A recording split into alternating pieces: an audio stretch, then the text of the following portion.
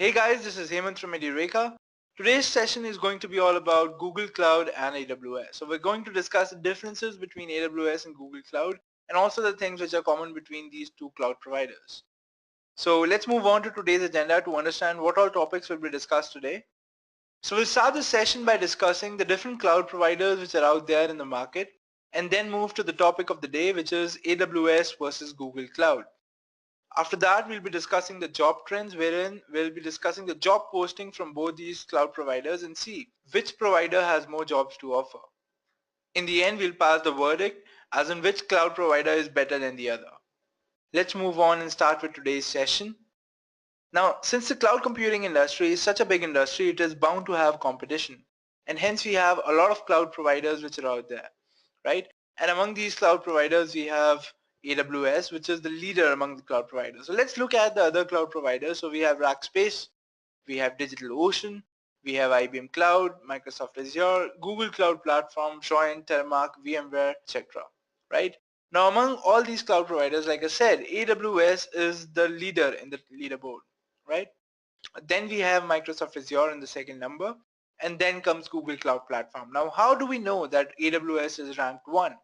So we know that based on the market share that they have. So if we talk about AWS, AWS has a share of 31% in the global cloud computing market share. If we compare it to Google Cloud, so Google Cloud has just 8%. And if we talk about Microsoft Azure, which is on number 2, it has a market share of around 11%. Now why is AWS's share the greater than all the other cloud providers? It is because AWS had a head start, right? So AWS was started way back in 2006 when there was no cloud competitor, right?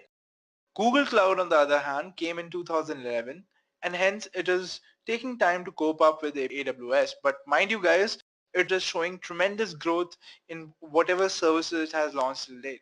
So obviously AWS has more number of services than Google Cloud because it was launched way earlier and hence it is more mature to deliver these kind of services. But Google Cloud is also deploying services which are in line with AWS.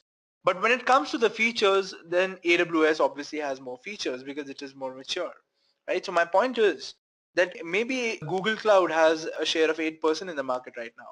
But in the near future, maybe 3 years or 4 years down the line, it may come in par with AWS and compete with AWS head on, right? So this was about the market share. Let's move on and see the other parameters that we'll be differentiating on today. So we'll be touching these domains. We'll be talking about the compute domain and be discussing the differences. We'll be talking about the storage domain, the databases domain, pricing, troubleshooting, and the downtime in the end, right? So let's start with the compute domain. So if you talk about the compute domain, so AWS has the following services. So we're not listing all these services, but we are keeping all the important services which are there in this domain, right? So if you talk about AWS, AWS has EC2, Elastic Beanstalk, and AWS Lambda. Now, if you compare it with Google Cloud has launched similar services with different names. So if you're a person who uses EC2 in your AWS environment, and you want to launch an instance in, say, the Google Cloud, right? So you'd be using the Cloud Engine application or service. Now, if you talk about the features or if you talk about the main working between EC2 and Cloud Engine, it is the same. You basically launch virtual machines in the cloud, right? You basically get a raw server and you are free to do anything with that server. But if you talk about the implementation time, like I said, AWS implements this same VM on a cloud machine in, say, minutes on its own infrastructure. Google Cloud does that in seconds, right? But like I said, it has, when we take AWS as a whole, so it has more features. These services in AWS can be interrelated, right? So you have all those capabilities, but Google Cloud is still in the development phase. Let's talk about the next service, which is Elastic Beanstalk. So Elastic Beanstalk is basically a platform as a service, right? So you get a platform wherein you can deploy your application. Now, this same service has also been offered by Google Cloud. So it is called Apps Engine in case of Google Cloud, right? Now, what exactly is platform as a service?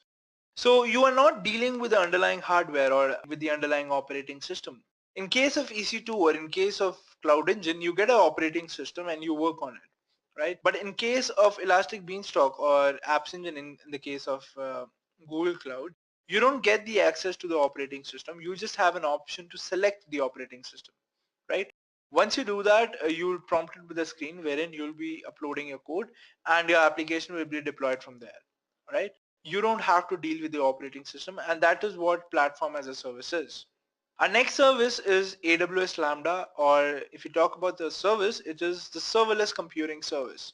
So if we talk about the serverless computing service in AWS, it's called AWS Lambda. But in case of Google Cloud, the same exact service is called Cloud Functions. Now, what is this serverless architecture system?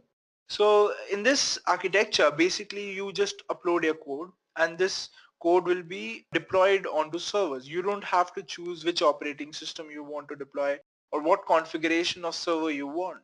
Your code will be executed automatically based on the workload that you're getting or based on the processing power which is required to process your code, right? Now, it sounds exactly the same, Elastic Beanstalk and Lambda, right? But what is the difference? The difference is that in case of Lambda, you can just execute the background tasks. But like in case of Elastic Beanstalk, you can deploy applications, right? Now, if you talk about Google Cloud, it is the same. So Cloud Functions is used to run background tasks on a serverless architecture. The difference between your Cloud Functions and Apps Engine is that Apps Engine is used to deploy an application and Cloud Functions is used to execute background tasks. Let's move on to the next domain, which is the storage domain, right? So let's discuss the services in AWS first. So we have the S3 service, which is basically an object-based file system, right? So you can store files on this file system and these files will be treated as objects. Now S3 has buckets, right? These buckets are basically the root folder, and inside this root folder, you can store your objects or your files. In case of Google Cloud, you have the cloud storage file system. The cloud storage file system is again an object-based file system. In cloud storage as well, you have buckets, which are nothing but the root folders, and you can store your files inside the cloud storage service. So the next service is Elastic Block Storage. Now, what is Elastic Block Storage? Elastic Block Storage is basically a hard drive in which each block acts as a separate hard drive. Now, EBS or Elastic Block Store is actually used with the compute services, that is EC2. Same is the case with persistent disk in your Google Cloud. So your persistent disk is again a block level storage wherein each block acts like a separate hard drive, and it is used with the compute instances that you use in your Google Cloud. Our next service is AWS Glacier, which is used to archive data, right? And similar service is offered in Google Cloud as well. That service is cloud storage, but under cloud storage, you have three storage classes. So let's discuss these storage classes. So there are basically four storage classes. You have multi-regional storage, you have regional storage, you have nearline storage, and you have cold line storage. So basically there are four storage classes. Now, cold line storage is the cheapest storage. Then comes nearline storage, which is a little expensive than cold line. Then you have regional storage, which is a little more expensive than nearline. And then you have multi-regional storage, which is the most expensive of the lot. Now the difference between all these storage classes is the availability, right? If you talk about multi-regional storage in case of Google Cloud, so it is 99.95% available. If we talk about regional storage, it is only 99.9% available. If we talk about nearline storage, it is 99% available, and cold line storage is 99% available, but it has the lowest cost among all of them. Now you would ask me, what is the difference between cold line storage and nearline storage, right? So the last two storage lines or the last two storage classes are different because they give different access time. So if you want to retrieve a file, so you can retrieve that file better in nearline storage or more faster in nearline storage than the cold line storage, which is the least expensive of the lot. Alright guys, so this brings us to our end of the storage classes. Next is the databases domain, under which we have the following services. So our first service is RDS.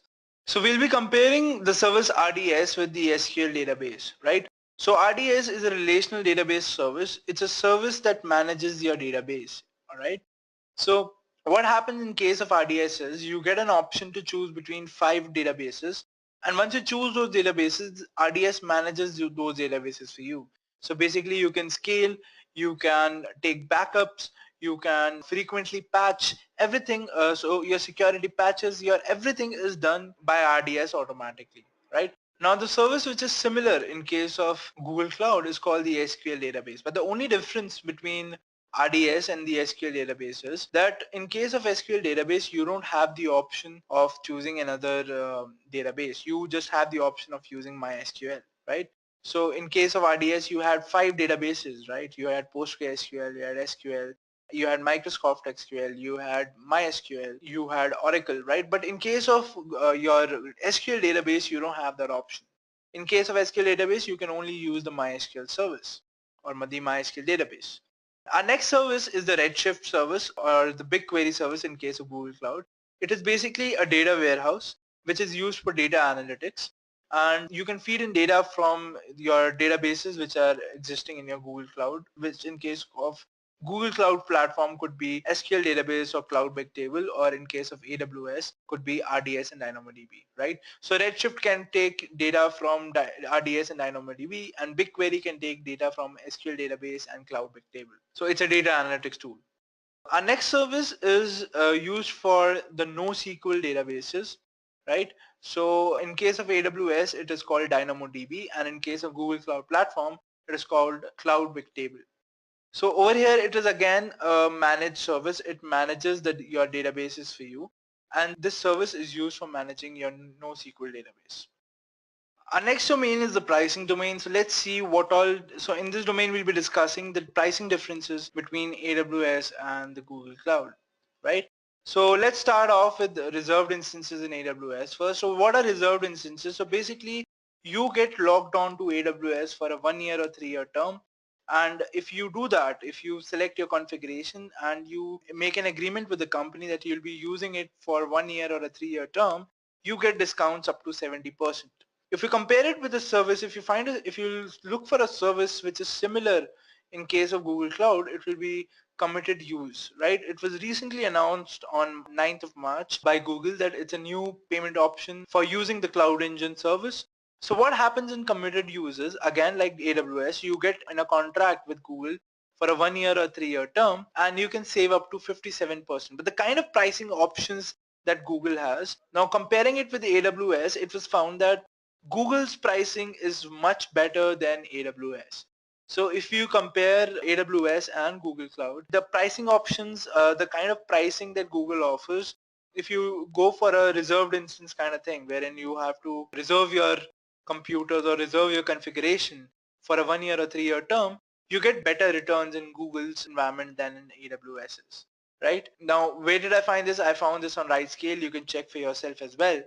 And then the other difference is that in case of your Google, you are actually buying in bulk memory and storage, right? You don't have to specify how many servers you need. You don't have to specify what configuration of servers you need. You just have to specify how much memory and how much storage you need, right? Once you purchase your memory and storage, you can divide these memory and storage among as many servers as you want in Google, right? So this is a good or this is a better plan from Google when you compare it for the AWS, and otherwise as well. You're getting better returns in terms of pricing when you use your committed use discounts in case of Google, right? A next option of pricing is your billing. How are you billed in AWS and how are you billed in Google? So you're billed according to the hour in AWS, that you're charged per hour in AWS. But if you compare it with Google, so Google has a pricing option which is a per minute billing, all right? So you're billed according to the minute usage in case of Google Cloud. So in case of Google Cloud, you have a minimum usage of 10 minutes, but post 10 minutes, you get charged for the minute. And when you compare it with AWS, so if you have a server which you're maybe like terminating in 5.5 hours, so you'll be charged for 6 hours, you'll be charged for those extra 30 minutes. But if you take the case in Google Cloud, if you use your instance for 5.5 hours, you'll be charged for 5.5 hours, right? So that kind of flexibility is more in your Google Cloud's pricing than in AWS. So if you talk about this domain, the pricing domain, Google has an upper hand than AWS in this. Let's move on to our next domain. So our next domain is the troubleshooting and monitoring domain. So let's see what services are being offered over here. So our first service is the CloudTrail service from AWS, which helps you log your API calls. So once you log your API calls, those calls can actually be traced, and if there's an error in your application, that error can be traced by looking at the log at that specific instance. So that error can be traced by going to the event where it occurred, right? So you have logs according to each and every event. So at the event where the error occurred, you can go to that event and see what error caused the problem. So that is logging is useful. So in terms of AWS, if you want a service which does logging for you, that service is called CloudTrail. And in terms of Google Cloud, that service is called Stackdriver Logging. So basically it's called Stackdriver. Under Stackdriver, you have logging and the monitoring service. So it is called Stackdriver Logging. Our next service is about monitoring. So you have the CloudWatch service. So what happens in CloudWatch services, you can monitor each and every resource in the whole of your AWS account, right? So what kind of traffic is connecting to your instance, how much traffic is there, how are the instances performing, right? Everything can be managed and controlled and monitored via your CloudWatch service. So a similar kind of service in Google Cloud is called Stackdriver Monitoring, which does the exact same things for you. Our next domain talks about the downtime that each of the cloud provider faces, right? So in case of AWS, in 2015, it had a downtime of 2 hours and 30 minutes, right? If you compare it with Google Cloud, so the amount of downtime that Google Cloud faced was 11 hours and 34 minutes, which is huge, guys, when you compare it with AWS. And that is why when you consider the reliability factor, AWS is better right now than Google, because now the reason for this that Google is finding it hard to manage their servers is because they are still new in the industry, right? Like I said, so AWS has a more mature model of infrastructure, and that's how they can manage less downtime, right? So AWS wins over here. Okay guys, so we are done with the comparison between domains. Let's move on to the job trends now. So if we talk about the job trends, so the blue line shows us the job trends for the Google Solution Architect, and the orange line shows us the job trends for the AWS Solution Architect role. So as you can see, there has been a rise for the jobs in AWS. Comparing it with Google, it is still rising, right? Because it's a new service, it's a new cloud provider. So it'll take time to rise, but then it'll rise in some time. But if you talk about the current scene, AWS has a lot more jobs than your Google Cloud. But that does not mean that Google Cloud does not have the potential, right? It can really happen that in the next 1 year, Google Cloud reaches to the level of AWS, because with the kind of growth and the kind of services that Google Cloud is offering right now, it is actually going to that way. We'll talk about the user experiences. So people use AWS more because you have wide variety of services in case of AWS, and these services can be interrelated as well. But when you talk about Google Cloud, their services are still in the development phase, right? But whatever services that they have launched till date are awesome. Like if they are not even at par with AWS, they are better in some cases. Like I told you the example for Cloud Engine, which is compared with the EC2 service for AWS. So AWS takes around 3 or 4 minutes to launch an instance, but Cloud Engine does that in seconds. It does that in a snap, right? So it's better than AWS in that case. But it'll take time, right? But if we talk about other services, some services are better in case of AWS than Google Cloud, and some services are better for Google Cloud if you compare it with AWS. So there's no clear winner over here.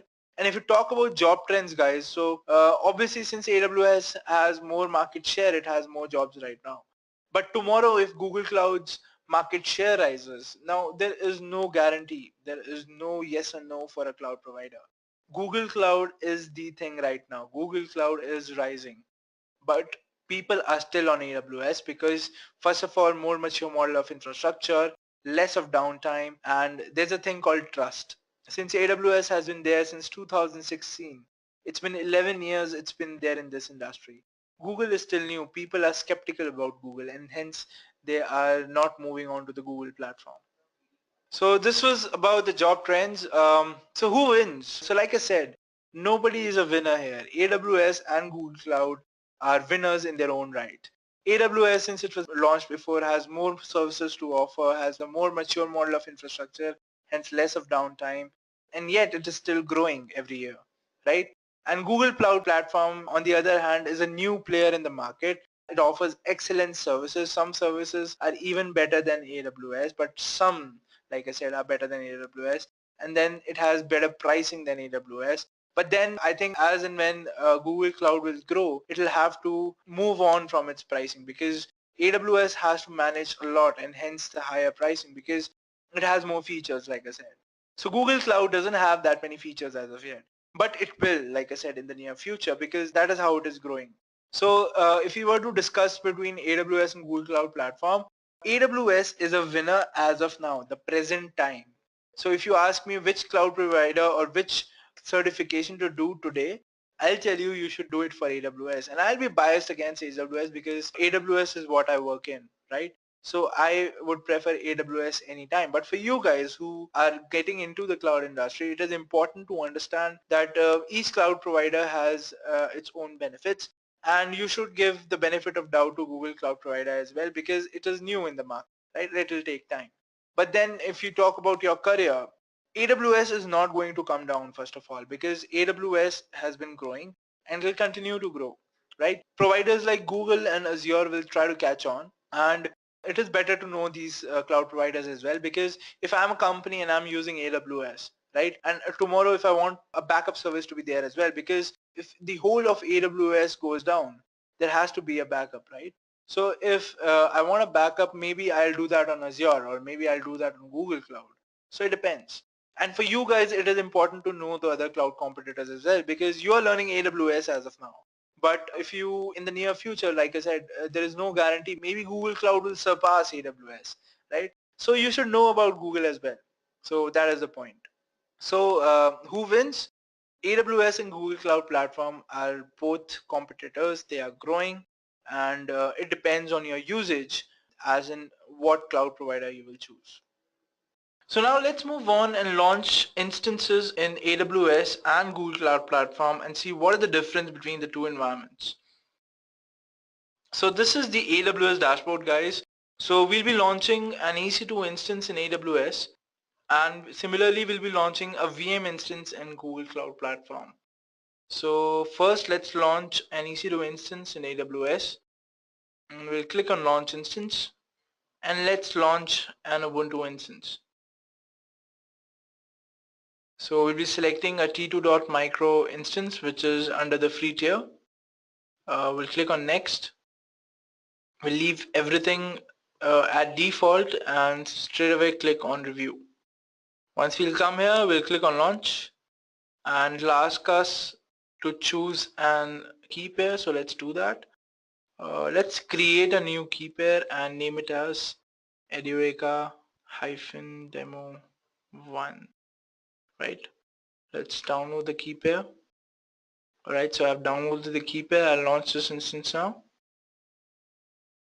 Alright, so my instance is now launching. It may take some time, so let us go back to the EC2 dashboard and see the status. So as you can see, I have 3 running instances now.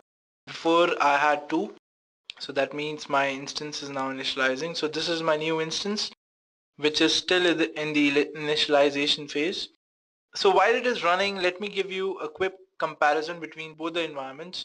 So this is how your Google Cloud Platform dashboard looks like, right?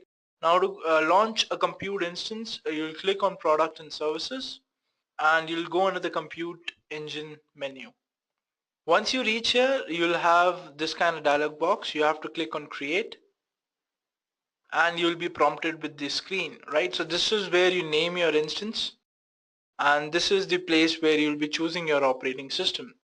So since we launched an Ubuntu instance in AWS, let's choose an Ubuntu instance here as well. So we'll click on Ubuntu here and click on select. Alright, so that is all. There's nothing else to configure. Now we'll click on create, and once we click on create, it will start initializing my compute instance. Now the thing here to notice is, guys, that as you can see, it is still in the initialization phase, right? So let me show you guys how quick Google is when it comes to deploying compute instances. So we'll click on create, and it is initializing now. So let's give it some time. Let's check if our EC2 is ready. No, it is still initializing. So as I have observed, Google Cloud Platform is way faster when we compare the deployment time. So if you're deploying an operating system or if you're launching an instance in Google Cloud Platform, it will take much less time when it compared to AWS, right? So as you can see, Google Cloud Platform is ready, right? The Ubuntu instance is ready for you. But if you see EC2, it is still initializing. It takes under 1 minute to launch an instance in Google Cloud Platform, wherein we talk about EC2, it takes around 2 to 3 minutes to launch an operating system.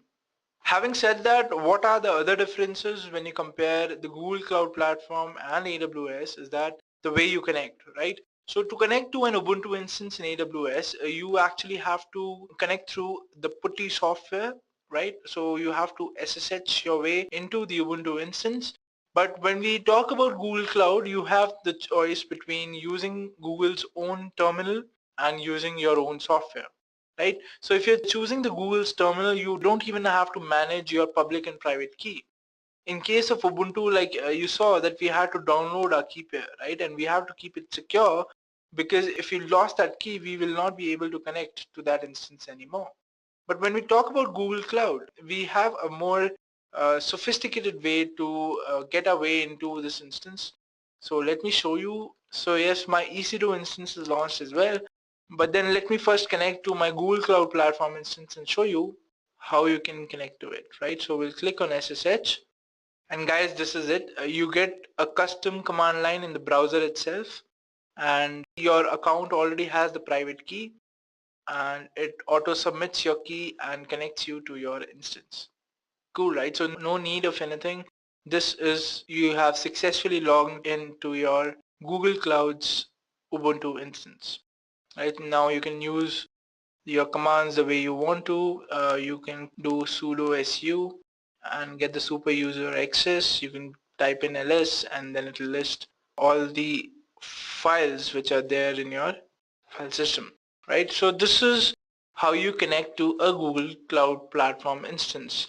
Now, if you want to use your own software, maybe because of some reason, if you want to manage your keys manually, Google has given you an option for that as well.